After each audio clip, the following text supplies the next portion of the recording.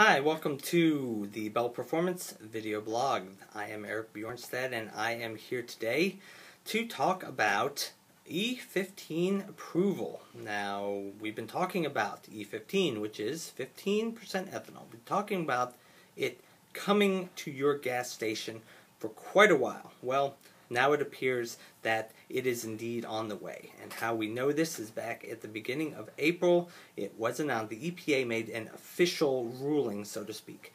What they did is they officially allowed or gave the approval for ethanol producers to start making ethanol to go into gasoline. Now, that may be a little bit puzzling because a lot of people don't understand the fine legal distinctions that the EPA uses. So maybe it's helpful to run through this a little bit so you'll understand exactly more how this kind of situation works.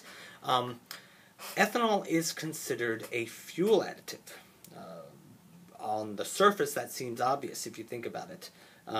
It's a fuel additive because it's not gasoline, it's something that goes into gasoline. So even though a lot of people think of ethanol and gas as synonymous, ethanol is actually legally a fuel additive. Now, the law says that if you have a fuel additive ingredient and you want to put it into on-road gasoline, you have to have that addition approved by the EPA. And what the EPA is supposed to do is they're supposed to take your proposal and they're supposed to look at it and they're supposed to test it and they're supposed to ensure that it's safe, it's not going to cause engine damage and whatnot. And once they're satisfied that they have got the test results that they want, then they'll approve it, or maybe they'll approve it conditionally. And that is essentially what they've done with ethanol. They have finished their testing, and what they did is they gave a conditional approval for the ethanol producers to make specifically the ethanol that goes into gasoline. Now, legally, going back to these legal distinctions, apparently there is a difference between ethanol in the whole pool of ethanol and the pool of ethanol that's specifically going into the fuel. And that kind of makes sense because the federal government, if they can set certain specifications and say if you're going to put ethanol in fuel, it has to have this, and this specifications, and if it doesn't have those, then it's not approved. And so that's basically what the EPA did. So, beginning of April, they officially announced E15 approved. You can go ahead and start making it. And so that, at least to us, seems obvious that that is kind of the last final step for ethanol coming to your gas station. Now, local gas stations, of course, are going to have some things to work out. They can't use the same pumps for E10 as E15 unless they completely take out all E10 from their supply, which they're not going to do because everybody's using it. So, some of these are going to have to get new pumps. As I understand it, the government came out with an incentive program that kind of helped set up like 5,000 of these pumps across the country. And while that's nice, it's not going to help everybody. The specific distinctions or rules that the EPA set up to approve E15.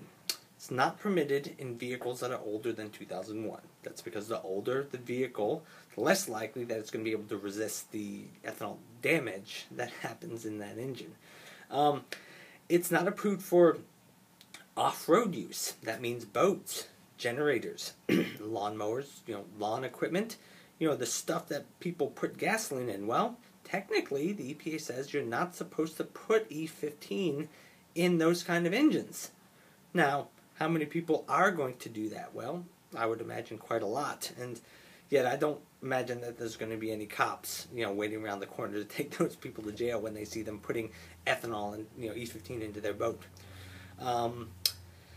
The renewable fuels legislation, renewable fuel standard,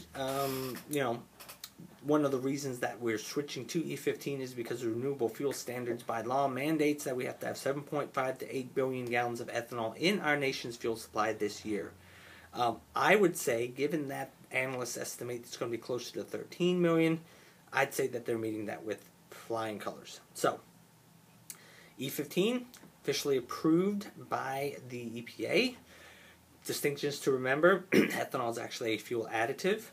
It is only approved for vehicles later than 2001, or excuse me, older than 2001, and not approved for boats and the lawn equipment that is currently being destroyed by E10. So, anyway, thanks for joining us today at the Bell Performance Video Blog. I'm Eric Bjornstad. We will see you next time.